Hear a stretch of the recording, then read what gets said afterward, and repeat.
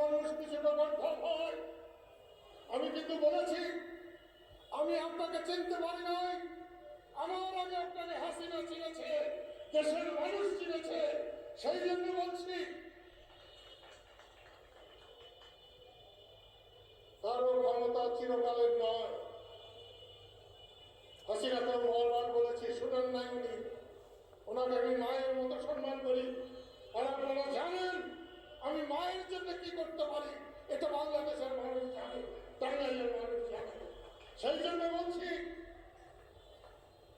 শেখ হাসিনার অন্যায় শেখ মুজিবের অন্যায় না, শেখ হাসিনার অন্যায় মুক্তিযুদ্ধের অন্যায় না, শেখ হাসিনার অন্যায় আওয়ামী লীগের অন্যায় না। যে আওয়ামী লীগ জন্ম দিয়েছে বঙ্গবন্ধু ভাষণী, যে আওয়ামী লীগ জন্ম দিয়েছে শামসুল হক, সেই আওয়ামী লীগের অন্যায় নয়। তাই হাসিনার বিচার করবেন বলে আপনি আওয়ামী লীগেরও বিচার করবেন, করতে পারবেন না, পারবেন না, পারবেন না। আইয়ুব খান পারে নাই, ইয়াহিয়া খান পারে নাই,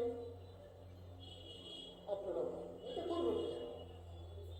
আওয়ামী লীগের যারা দোষী, যারা অন্যায় করেছে তাদের বিচার করে ভোটে নেন, কিন্তু সবাই আওয়ামী লীগের দোষর স্বৈরাচার।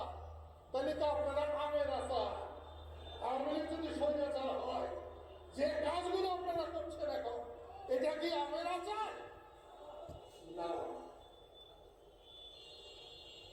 শেখ হাসিনাকে আমি রাজনৈতিকভাবে কখনো সমর্থন করি না, কারণ শেখ হাসিনা মনে করতেন দেশটা তার নামে, আর আমি মনে করি আমি দেশের সেবক। বঙ্গবন্ধু দেশের সেবক, আমিও দেশের সেবক।